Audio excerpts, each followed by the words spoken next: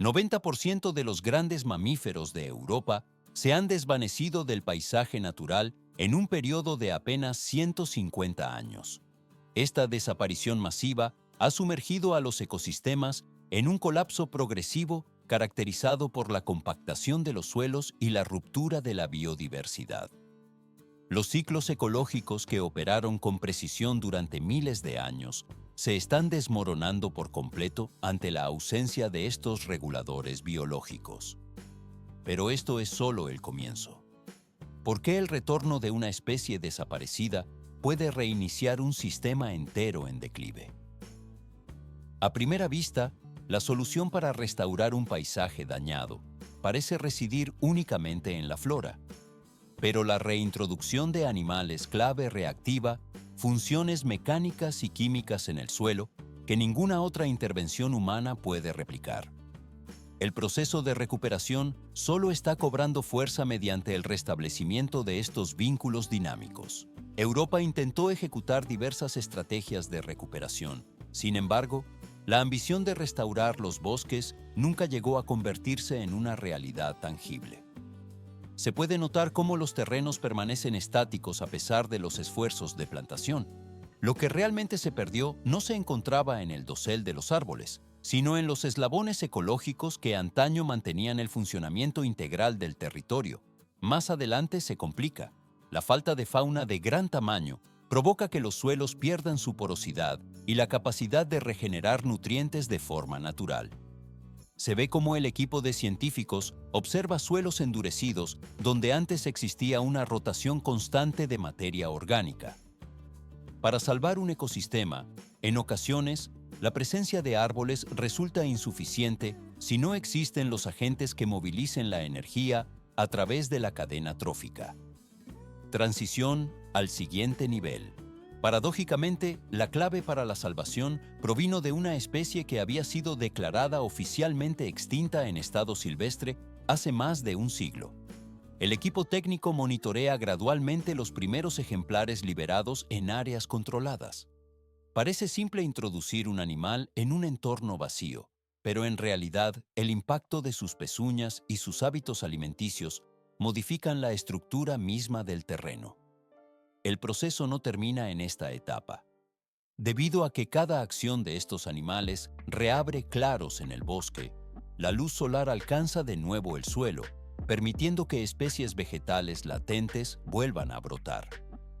Por eso, el regreso de esta especie extinta funciona como un motor mecánico que tracciona toda la maquinaria biológica del continente hacia su estado original. Se puede notar cómo el ecosistema responde de forma inmediata a la presión selectiva de los herbívoros. El material biológico y la estructura del paisaje alcanzan un nuevo estándar de equilibrio natural.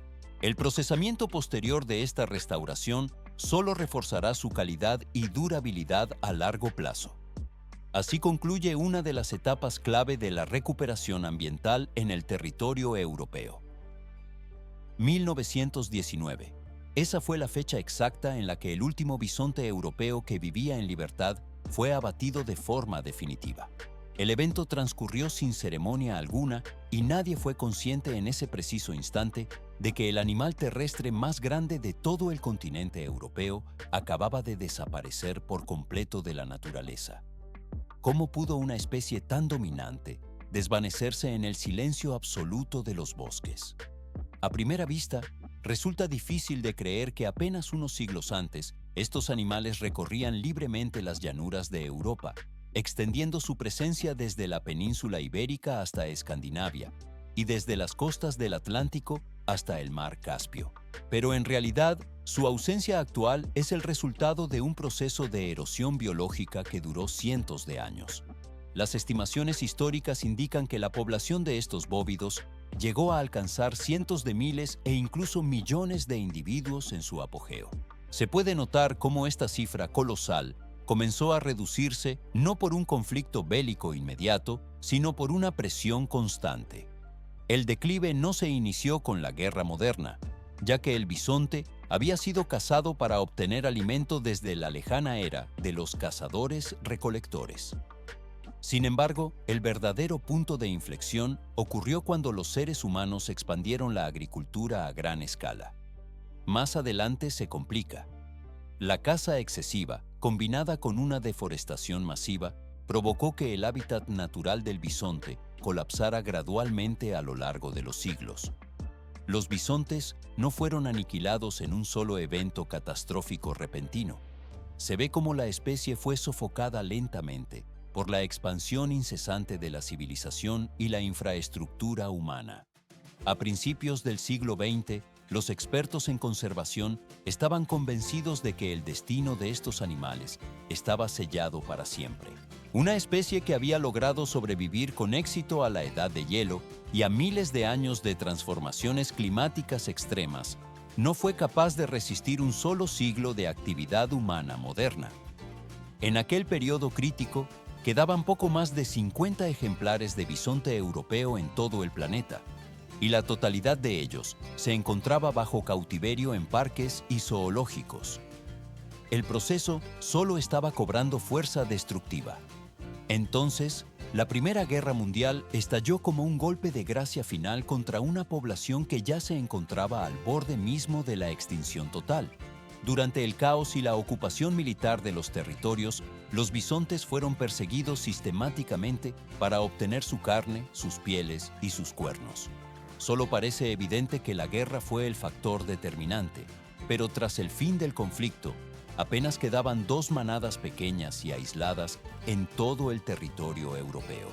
9 individuos sobrevivientes en el bosque de Białowieża, situado en el este de Polonia, fueron cazados uno a uno por la población local y los soldados. Todo se vuelve más complejo cuando se registra que el último ejemplar salvaje de esta zona fue finalmente abatido en 1921. La otra manada restante intentó ocultarse en las remotas y escarpadas montañas del Cáucaso Occidental para evitar el contacto humano. Pero el equipo de rastreo de los cazadores furtivos no se detuvo, y solo 6 años después de la caída del último bisonte polaco, localizaron y dispararon al individuo final de esta estirpe montañosa.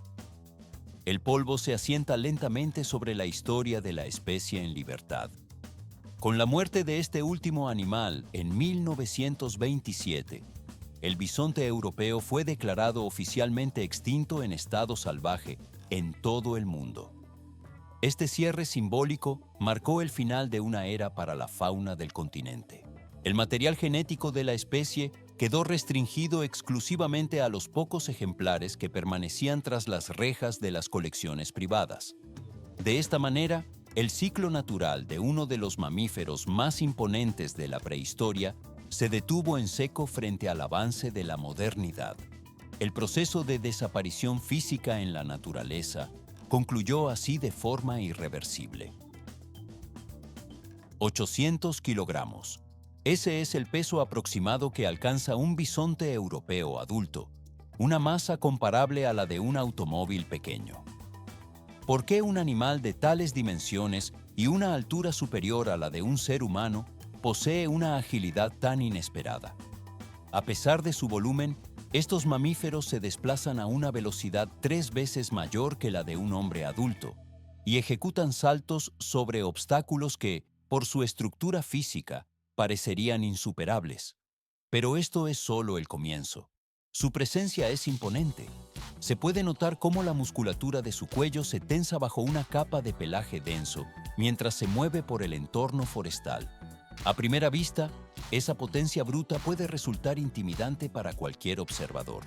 Pero en realidad, el bisonte europeo es un herbívoro pacífico que evita activamente el conflicto, priorizando la retirada antes que cualquier tipo de confrontación física.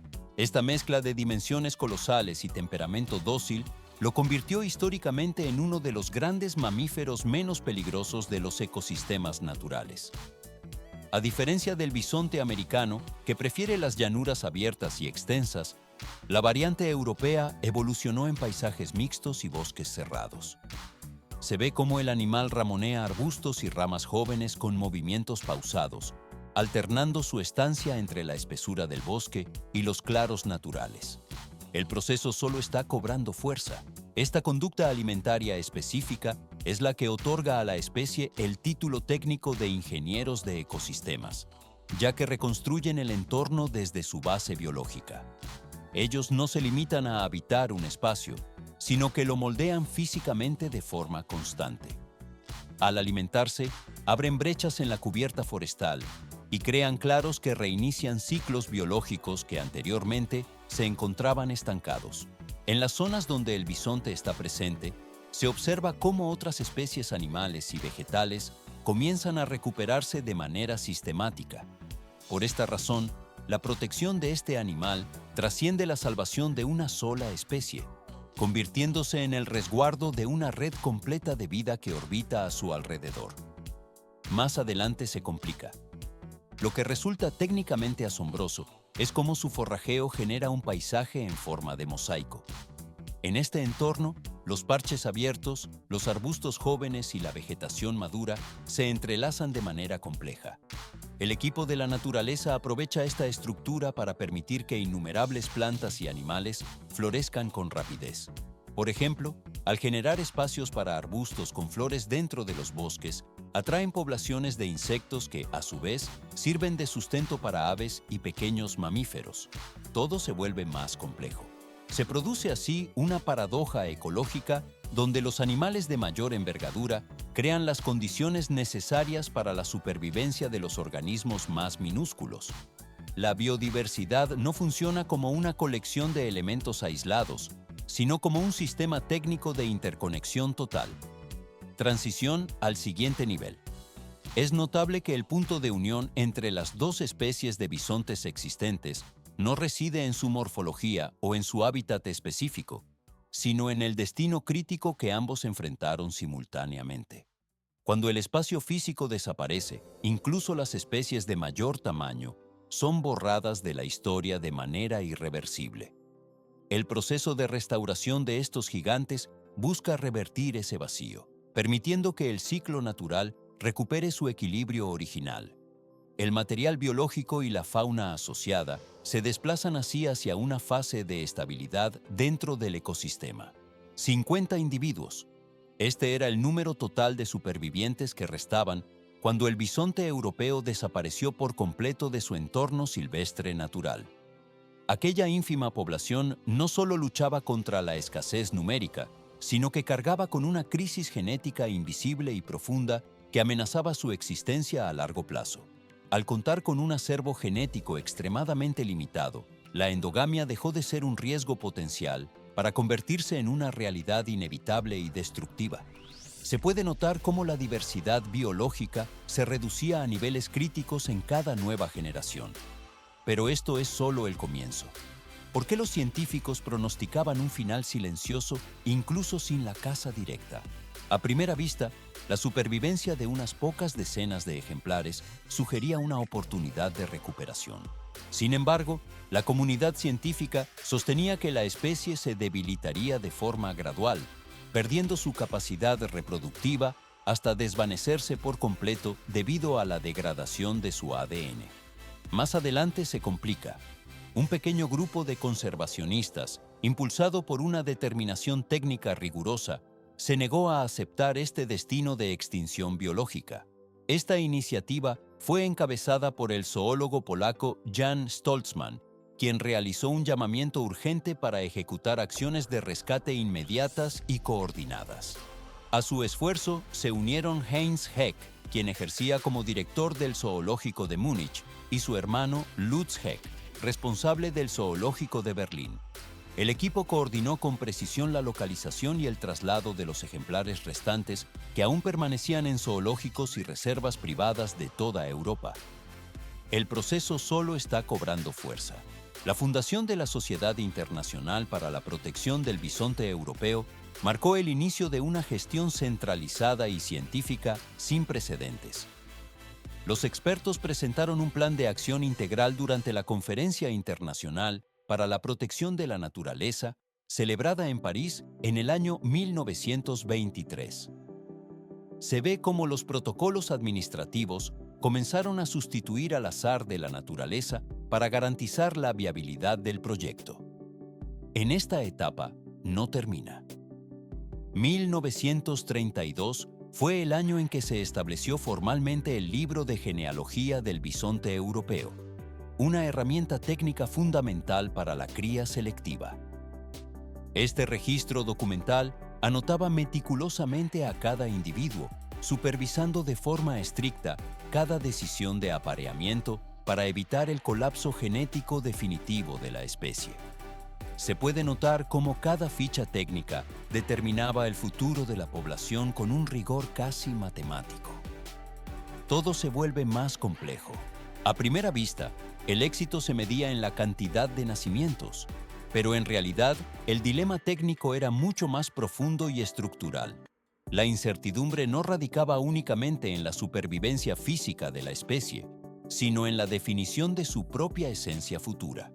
Existía la duda técnica sobre si el bisonte regresaría a ser un animal salvaje o si se transformaría permanentemente en una población gestionada de forma artificial por el ser humano.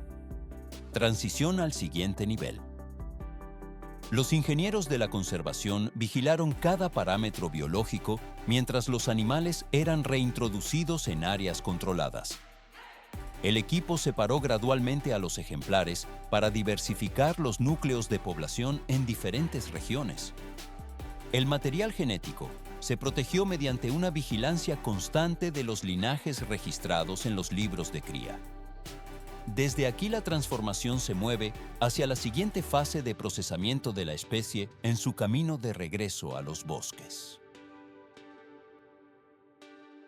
1929 fue el año exacto en el que los primeros ejemplares de bisonte europeo recuperaron finalmente su libertad en el entorno natural. ¿Por qué se seleccionó un punto geográfico tan específico para este acontecimiento histórico? A primera vista, la elección podría parecer una decisión técnica más entre muchas otras posibilidades, pero en realidad, el lugar poseía una carga histórica determinante, pues se trataba del bosque de Bialowieza, el mismo refugio forestal donde años atrás se había registrado la muerte del último individuo silvestre de la especie. La población comenzó a incrementarse de manera pausada pero constante, bajo la vigilancia de los expertos. Pero esto es solo el comienzo. Se puede notar cómo el equipo de especialistas supervisaba el desplazamiento de los animales mientras estos se expandían gradualmente hacia otros complejos forestales de gran extensión en Polonia. A medida que el censo de bisontes alcanzaba las 300 o 400 unidades, surgió una interrogante técnica que los biólogos no podían ignorar.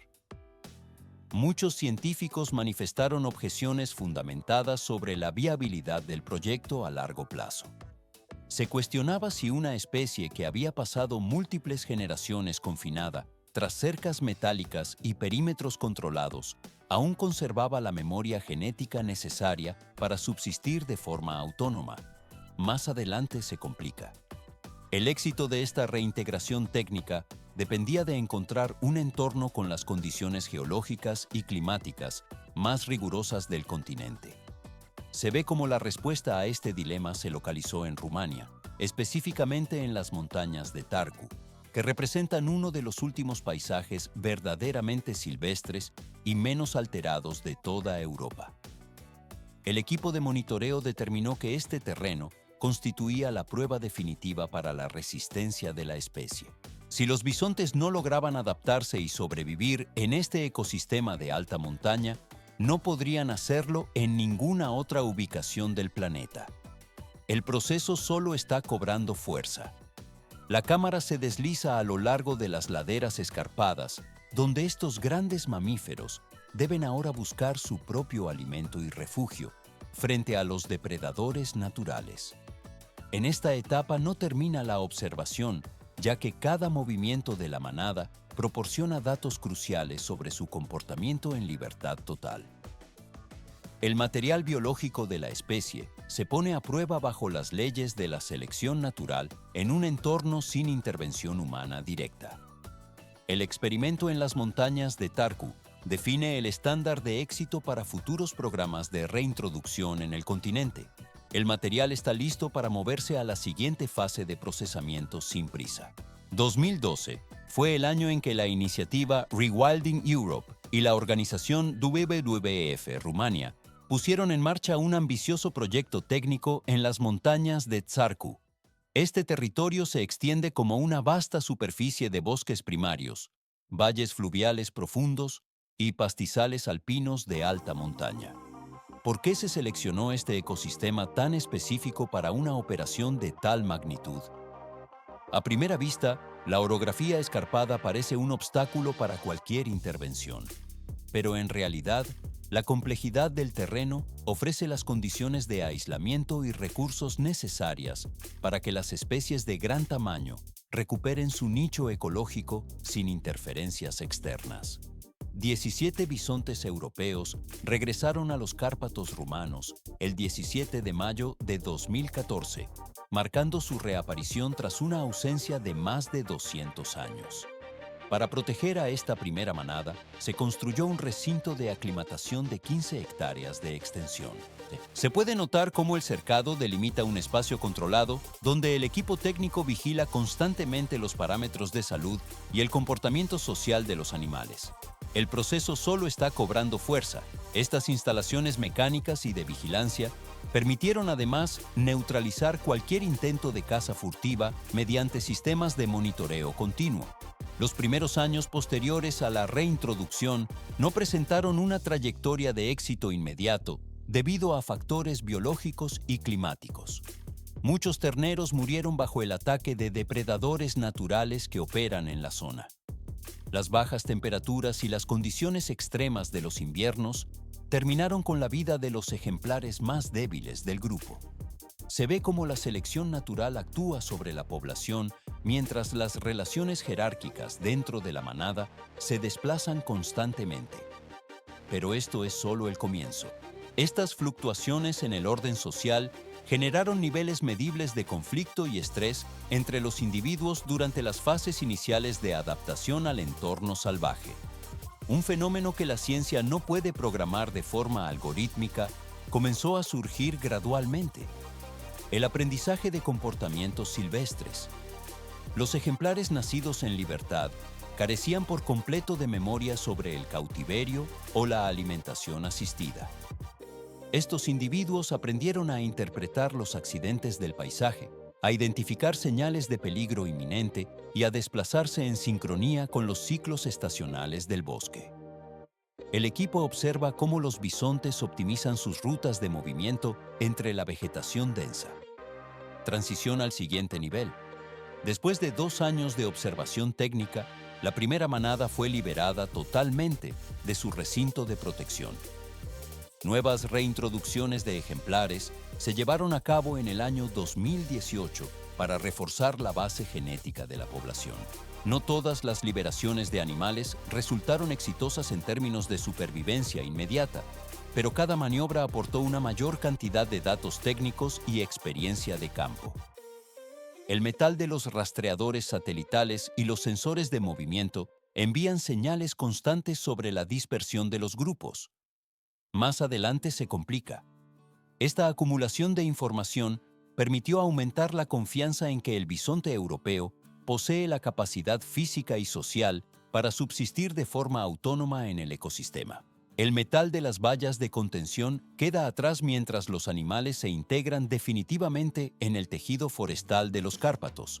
El material genético y la conducta aprendida garantizan ahora la estabilidad de la especie en la región.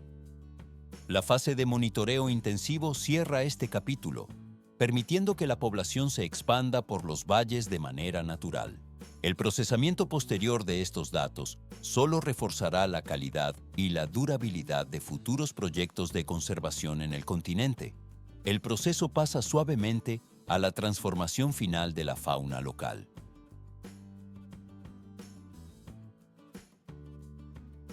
...101 ejemplares de bisonte europeo habitaban ya en total libertad por las montañas de Țarcu al llegar el año 2021. ¿Por qué una cifra tan específica resulta más relevante que miles de individuos dispersos? A simple vista, podría parecer una cantidad modesta para una cadena montañosa tan vasta, pero en realidad, este número marcó el punto de inflexión donde la población se volvió autosuficiente, demostrando que la especie puede prosperar sin la intervención constante del ser humano. Los animales expandieron su presencia por una superficie superior a los 200 kilómetros cuadrados, superando con creces los límites de las zonas donde fueron liberados inicialmente. Se puede notar cómo estos mamíferos se desplazan sin restricciones, delimitando su propio territorio de manera autónoma. Esto es un indicador técnico fundamental de que la especie ha recuperado su función ecológica original en el continente. Pero esto es solo el comienzo. La actividad constante de los bisontes generó transformaciones cuantificables en el entorno de forma inmediata. La riqueza de las especies vegetales aumentó aproximadamente un 30% en las áreas ocupadas por las manadas. Se ve cómo los bosques antes monótonos se fragmentan gradualmente, dando paso a un paisaje en mosaico donde coexisten pastos, arbustos y zonas de bosque joven. El proceso solo está cobrando fuerza. Los hoyos que los bisontes excavan para sus baños de polvo retienen el agua de lluvia, mientras que sus excrementos actúan como un potente fertilizante que enriquece la composición del suelo. Se puede observar cómo su pelaje denso atrapa y transporta semillas a lo largo de decenas de kilómetros. En esta etapa no termina la influencia del animal sobre el terreno. Ninguna instrucción humana coordinó este despliegue biológico, ya que los bisontes no restauraron la naturaleza directamente, sino que activaron los mecanismos naturales para que el ecosistema se regenerara por sí mismo. 10 años después de las primeras reintroducciones, los datos consolidados del Libro Genealógico del Bisonte Europeo y la Unión Internacional para la Conservación de la Naturaleza confirmaron un retorno a escala continental. Polonia y Bielorrusia se han consolidado como los centros con las mayores poblaciones del mundo, albergando más de 2.000 ejemplares en cada nación. Estos núcleos no son meros vestigios históricos de la selva de Białowieża, sino motores de origen para proyectos de renaturalización en toda Europa. Más adelante se complica la distribución geográfica de la especie por el territorio europeo. Los bisontes han reaparecido en países tan diversos como Alemania, los Países Bajos, Francia, Dinamarca, España, Rumanía, Ucrania, Eslovaquia, Rusia y los estados de los Balcanes. Según las estadísticas actualizadas al año 2024, solo Polonia cuenta con aproximadamente 2.800 bisontes europeos. Tal logro se habría considerado una imposibilidad técnica a principios del siglo XX. Estas poblaciones en crecimiento revelan una realidad estructural sobre la fauna mayor. Los bisontes no solo están regresando a los parajes más salvajes y remotos, sino que están reclamando gradualmente paisajes que se creían cerrados definitivamente para los grandes animales. El equipo de monitoreo registra cómo estas comunidades se asientan y expanden de forma constante. El material biológico de la especie se fortalece con cada nueva generación que nace en libertad.